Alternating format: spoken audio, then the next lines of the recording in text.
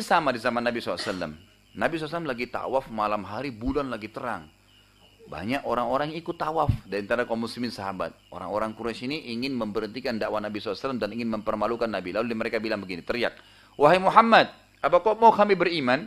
Kata Nabi SAW, tentu saja. Orang semua dengar, orang muslim dan orang kafir dengar. "Apa kamu lihat bulan itu?" Kata Nabi SAW, iya. Kata orang Quraisy, "Belah buat kami." Jadi bukan disuruh belah kelapa, gunung misalnya disuruh belah. Ini bulan yang tidak mungkin dijangkau gitu kan. Belah bulan itu buat kami. Mustahil, ingin mempermalukan Nabi SAW dan mustahil di mata mereka gitu. Apa yang terjadi? Nabi SAW tiba-tiba mengagetkan mereka mengatakan, "Wahai Quraisy, apakah kalau saya minta kepada Allah bulan itu dibelah seperti kalian minta, kalian akan beriman?" Mereka bilang, "Kalau bulan kau belah Muhammad, kami pasti beriman." Ini statement orang Quraisy. Kata Abdullah bin Mas'ud dalam hadis Bukhari Muslim, Nabi SAW lalu menggaris bulan itu dengan jari beliau. Digaris. Ya. Maka terbelahlah bulan tersebut menjadi dua belah. Beliau mengatakan, kami telah menyaksikan bulan di Mekah terbelah menjadi dua bahagian. Jadi bukan retak ya, terbelah dua. Kelihatan gitu. Sebelum hijrah Nabi SAW ke Madinah, sebelah bulannya itu berada di gunung Abu Kubais. Ada gunung yang besar ya, di sebelah Ka'bah, sebelah timurnya. Dan sebelah lagi, sebelah pecahnya di gunung As-Suwaida, sebelah baratnya. Jadi terbelah dua ini, bukan cuma retak gitu kan.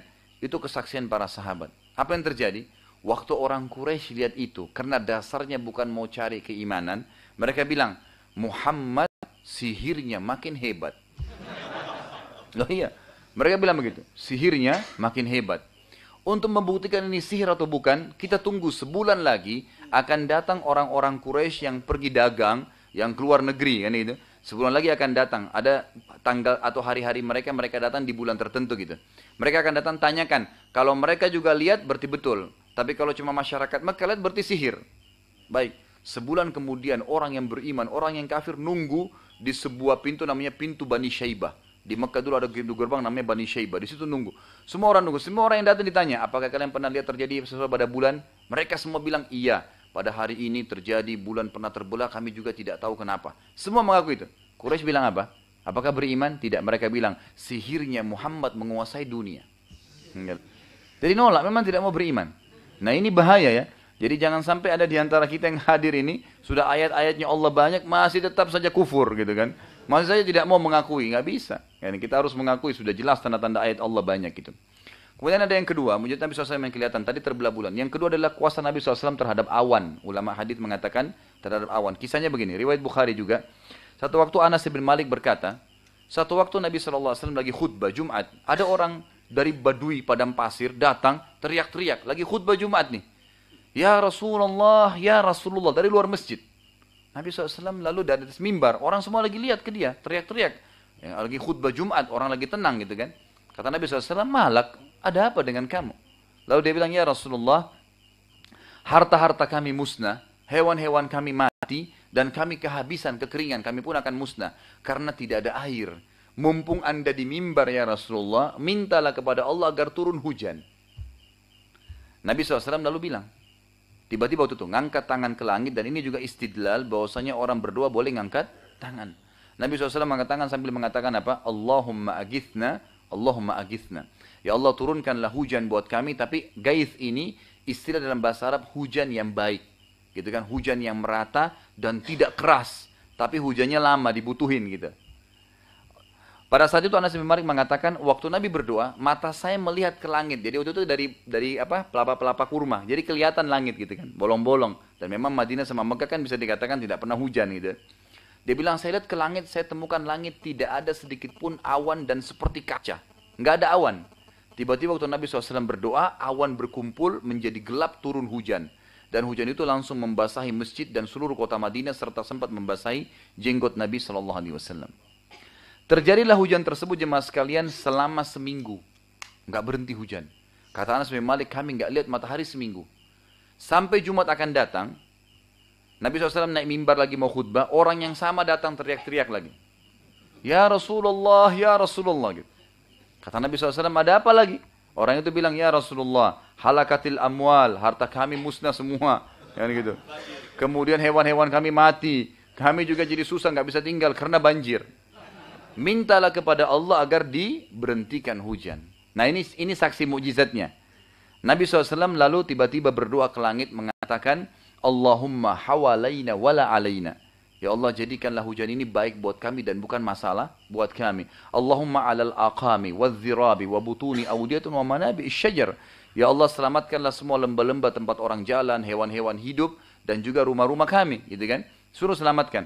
Lalu kata Anas bin Malik, saya melihat Nabi SAW menunjuk awan-awan tersebut dengan jari beliau. Setiap yang ditunjuk bubar awannya, berhenti hujannya. Dan ini disaksikan oleh para sahabat. Ini hadis Bukhari. Ini mujizat yang kedua, kuasa Nabi SAW terhadap awan. Kemudian yang ketiga adalah kuasa Nabi SAW terhadap hewan. Ini sudah pegal atau lanjut lagi nih? Nah, yang sudah ada yang nguap-nguap, mungkin ada yang mau makan gitu kan. Taib. Anak terus terang kalau ngantuk, ceramah hilang ngantuknya gitu. Jadi memang sudah hobinya di sini. Baik, kuasa terhadap hewan. Ada sebuah riwayat Imam Ahmad pernah terjadi. Nabi SAW pernah perjalanan dengan Jabir radhiyallahu anhu, sahabat Nabi yang mulia. Waktu mau masuk Madinah, suku Arab yang di pinggir kota Madinah itu namanya suku Najjar. Suku orang-orang yang memang berkumpul banyak. Di suku Najjar ini ada satu unta jantan lagi ngamuk. Unta ini sama kuda, nendang sama gigit, gitu kan. Kalau nyerang, semua orang lewat diserang. Dan tidak ada orang yang bisa berhentikan dari suku Najjar gitu. Nabi SAW kebetulan mau lewat. Kata Jabir, ya Rasulullah, hati-hati, untanya lagi ngamuk. Dalam riwayat ini dikatakan Nabi SAW lalu mendekati unta tersebut sambil mengucapkan kalimat satu. Ta'al, kesini. Gitu. Yang terjadi, dalam riwayat ini dikatakan unta itu tiba-tiba nundukkan kepalanya, mulutnya ke tanah, sampai tersentuh ke tanah, dan jalan ke Nabi sambil kepalanya di tanah. Jadi bukan angkat kepala, bukan diam, tapi memang nuruni kepala, tunduk. Sampai ke depan Nabi SAW. Lalu Nabi SAW pegang kepalanya dan mengatakan, mana tarik kekangannya? Dikasih. Lalu beliau mengatakan kalimat yang luar biasa. Tidak ada sesuatu pun di langit juga di bumi kecuali mengetahui kalau aku adalah utusan Allah. Kecuali pembangkang dari jin dan manusia. Artinya unta ini buktinya nih. Dia tahu saya Rasulullah. Sampai tunduk, ngamuk tidak jadi ngamuk. Gitu kan? Kecuali pembangkang dari jin dan manusia. Sampai hewan pun seperti itu. Lalu ada yang keempat, dan ini kisah juga yang luar biasa, kisah Nabi SAW dalam menyembuhkan penyakit. Saya memilih riwayat ini karena riwayat ini menarik sebenarnya. Ada riwayat-riwayatnya, riwayat ini menarik sekali. Kisah tentang seorang pimpinan Yahudi bernama Abu Rafi'. Siapa Abu Rafi' ini? Dia punya orang kaya, kepala suku di Yahudi, dan dia salah seorang pendeta. Jadi dia ini selalu ya, kalau ada pasukan suku Arab yang mau nyerang Madinah dibiayai sama dia. Kalau ada penyair yang siap mencaci maki Nabi atau agama Islam dibayar. Selalu, tapi dia tidak nyerang. Dia hanya membiayai dari jauh. Pengecut dia. Sembunyi di bentengnya. Dan bentengnya ini sangat tinggi temboknya. Dan sukunya dia hidup di situ. Dia dianggap raja di benteng itu. Kan gitu. Jadi di benteng itu hidup kurang lebih 2.000 sampai 3.000 orang. Dan di situ ada pertebunannya, ada pertaniannya, semua lengkap gitu. Nabi SAW pernah berkata kepada para sahabat selesai sholat asar, siapa di antara kalian yang bisa membunuh Abu Rafi'? Abu Rafi' ini sudah sangat luar biasa, mengganggu kondisi keamanan Madinah, mengganggu Nabi SAW, gitu kan. Siapa yang bisa membunuh? Ada seorang sahabat Nabi yang pemberani bernama Abdullah bin Abi Atiq radhiyallahu anhu. Beliau ini orangnya sangat terkenal. Pokoknya kalau perang jihad di saat pertama gitu, nggak pernah di belakang. Beliau mengatakan, aku ya Rasulullah, saya siap bunuh dia ya Rasulullah. Kata Nabi SAW, baik, pergilah dan ajak beberapa temanmu. Lalu pergilah ya Abdullah ini radhiyallahu anhu dengan beberapa sahabat, lalu sampai ke bentengnya Abu Rafi'. Ternyata benteng Abu Rafi' ini sangat tinggi dan satu pintu gerbangnya tidak besar, kecil, ditutup dengan pintu-pintu yang dijaga dengan besi-besi yang tajam gitu kan. Nggak bisa. Dan penjaganya itu jeli, tahu orang yang masuk keluar, siapa tinggal di benteng, siapa yang tidak, gitu kan. Lalu Abdullah mengatakan, saya memperhatikan susah sekali untuk masuk gitu. Satu waktu pas tiba malam